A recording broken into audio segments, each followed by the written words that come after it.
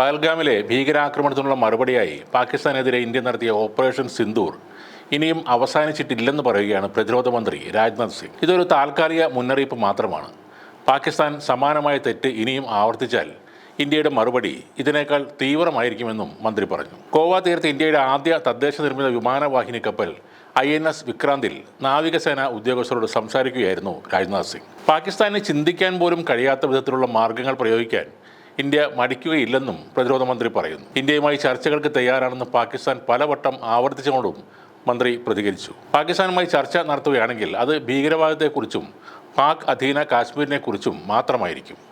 ചർച്ചയുമായി ബന്ധപ്പെട്ട് ഗൗരവതരമായ നിലപാടാണ് പാകിസ്ഥാനുള്ളതെങ്കിൽ ഭീകരവാദികളായ ഹാഫിസ് സയ്യിദിനെയും മസൂദ് അസറിനെയും കൈമാറാൻ തയ്യാറാകണമെന്നും അദ്ദേഹം ആവശ്യപ്പെട്ടു. ഹാഫിസ് സയ്യിദും മസൂദ് അസറും ഇന്ത്യയുടെ മോസ്റ്റ് വാണ്ടഡ് ടെററിസ്റ്റ് പട്ടികയിൽ മാത്രമല്ല, ഐക്യരാഷ്ട്ര സംഘടന പ്രഖ്യാപിച്ച ഭീകരരുടെ ലിസ്റ്റിലും ഇവരുണ്ടെന്നും അദ്ദേഹം പറഞ്ഞു. പാകിസ്ഥാനിലെയും പാക് അധീന കാശ്മീരിലെയും ഭീകര കേന്ദ്രങ്ങളെ തകർക്കുക എന്ന ലക്ഷ്യത്തോടെയാണ് നമ്മുടെ സൈന്യം ഓപ്പറേഷൻ സിന്ദൂർ നടപ്പാക്കിയെന്നും രാജ്നാഥ് സിംഗ് അറിയിച്ചു. ഓപ്പറേഷൻ സിന്ദൂർ വെറുമൊരു സൈനിക നടപടി മാത്രമായിരുന്നില്ല, ഭീകരവാദത്തോട് യാതൊരു സഹിഷ്ണുതയും പുലർത്തില്ലെന്ന ഇന്ത്യയുടെ നയപ്രഖ്യാപനം കൂടിയായിരുന്നു ആ ആക്രമണം.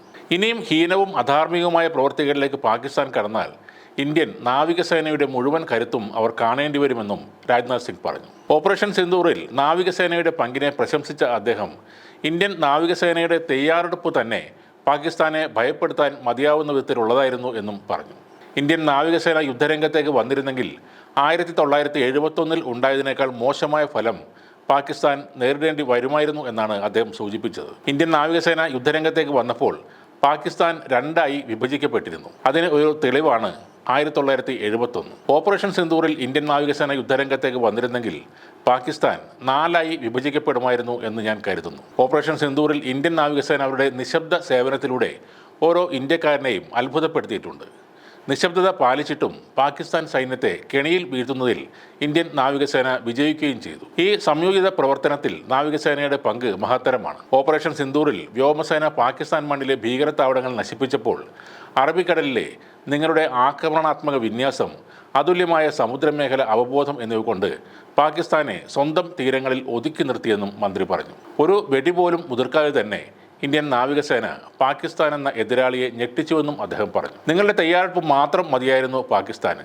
നിങ്ങൾ നടപടിയെടുക്കേണ്ട യാതൊരു ആവശ്യവുമില്ലായിരുന്നു. നിങ്ങളുടെ തയ്യാറെടുപ്പിൽ ശത്രു സ്തബ്ധരായി.